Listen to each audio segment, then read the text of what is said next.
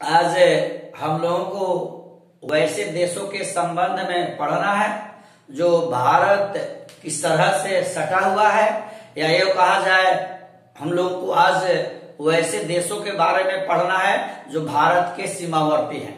तो भारत के सीमावर्ती देश 7 हैं: अफगानिस्तान, पाकिस्तान, चीन, नेपाल, भूटान, म्यांमार और बांग्लादेश। 7 देश है। तो आज हम लोग यह जानेंगे कि वह 7 देश कौन कौन है। कभी ऐसा भी हो सकता है कि हमारे दिमाग से निकल जाए, इसलिए हमने एक छोटा सा ट्रिक बनाया है। उसके आधार पर यदि हम लोग दिमाग में बैठा ले तो कभी भी अगर सीमा संबंधी, सरहद संबंधी बातें हो तो हमेशा हमेशा किसी भी प्रश्न का उत्तर हम हंसते हंसते दे देंगे। उसके लिए हमने एक बनाया है, वो है अवचनम।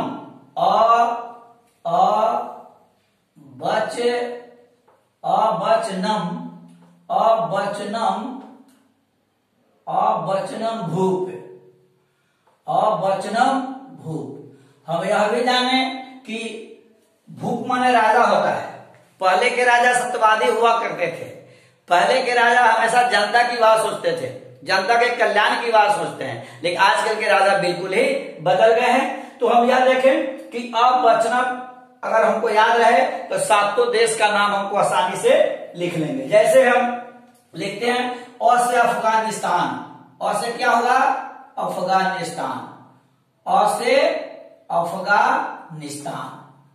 अ से अफगानिस्तान हुआ, सेट हुआ। अ से अफगानिस्तान हो गया। अ से अब दूसरा आगे क्या है? आगे है ब से हुआ बांग्लादेश। क्या होगा? बांग्लादेश।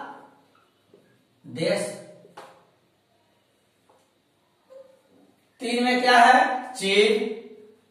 3 में क्या है? चीन। 3 में क्या हुआ?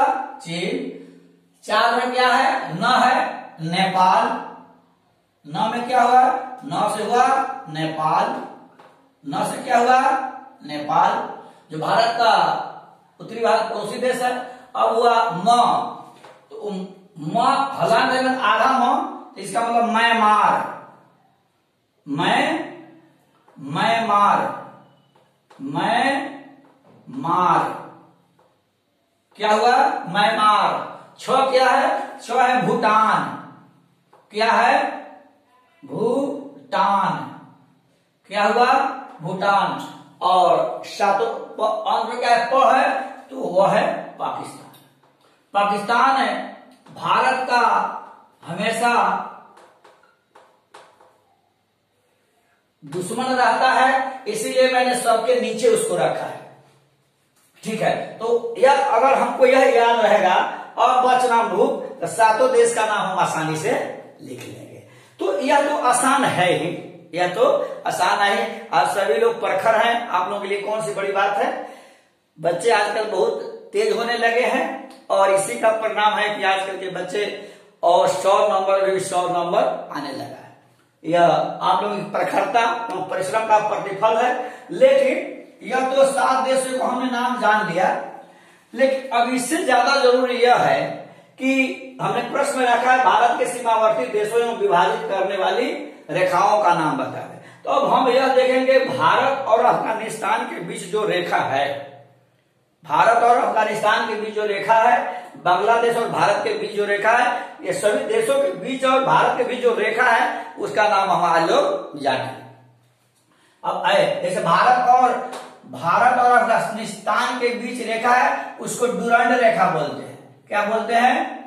डूरंड। इसको क्या बोलते हैं? डूरंड रेखा। अगर आपसे पूछे भारत और अफगानिस्तान के बीच की रेखा कौन है, तो हम लिखेंगे डूरंड रेखा। अगर बांग्लादेश और भारत की बात आवे तो हमको याद रखने की जरूरत है, लिखेंगे रेड क्लिफ। रेड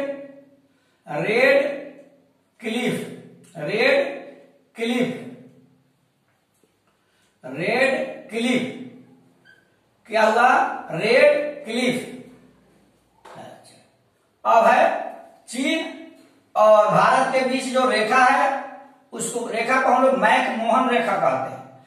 भारत और चीन के बीच का जो संबंध है वह कभी भी मधुर नहीं रहा है, और जिस समय भारत और चीन के बीच विवाद चल रहा था उस समय चीन और भारत के बीच की जो रेखा निर्धारित की गई वो मैक-मोहन व्यक्ति के नाम द्वारा, मैक-मोहन नाम के व्यक्ति के द्वारा की गई।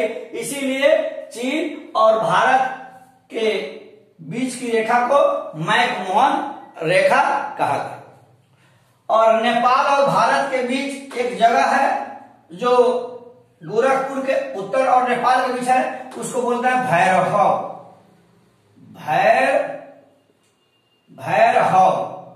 भैरहव क्या लिखते हैं? भैरहव। अच्छा, अब है म्यांमार।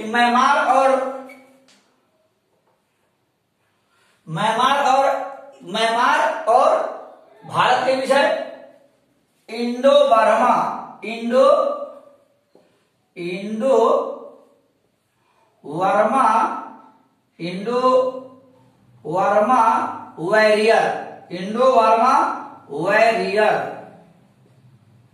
इंडो वर्मा वॉरियर, यह याद रखने की जरूरत है। अच्छा, अब है भूटान और भारत के बीच। तो भारत और भूटान के बीच कोई रेखा न सीमा रेखा है, लेकिन बीच की रेखा का कोई नाम नहीं है। अब है पाकिस्तान और भारत। तो पाकिस्तान और भारत के बीच जो रेखा है उसको हम लोग कहते हैं रेड क्लिफ। क्या कहते हैं? Red Cliff. आप यह सोचेंगे कि आपको ऐसा लगता होगा में भी कि बांग्लादेश और भारत के बीच भी रेखा का नाम रेड क्लिफ है, और पाकिस्तान और भारत के भी बीच की जो रेखा उसका नाम रेड क्लिफ है। तो जो बंटवारा, मेरा देश आजाद हुआ, आजादी के साथ ही भारत दो भागों में बटा, हिंदुस्तान और पाकिस्तान। पाकिस्तान और भारत के बीच की रेखा को क्या कहा गया? Red Cliff. बांग्लादेश और भारत के बीच की कोई रेखा नहीं है, क्योंकि यह बांग्लादेश है, पहले पूर्वी पाकिस्तान का ही, पाकिस्तान को दो जगह में मिला, पूर्वी पाकिस्तान और पाकिस्तान, लेकिन पाकिस्तान ही था वो। लेकिन वही पूर्वी पाकिस्तान जो बांग्लादेश था वह क्या हुआ? 1971 में आजादी के बाद यह आजाद हो गया, और 1971 में यह पाकिस्तान से क्या हो गया? बांग्लादेश हो गया। तो पाकिस्तान और भारत के बीच जो रेड क्लिफ रेखा है वो अब वही रेखा बांग्लादेश और भारत के बीच माना जाता है। और इसके अलावा एक और टेक्निक से भी आप इसको सजा सकते हैं। जैसे आप लिख सकते हैं बचपन में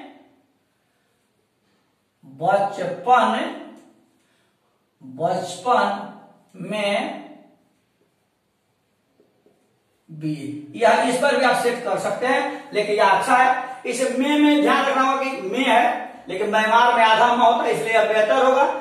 दोनों में से आप सजा सकते हैं। ठीक है। जय हिंद, जय भारत।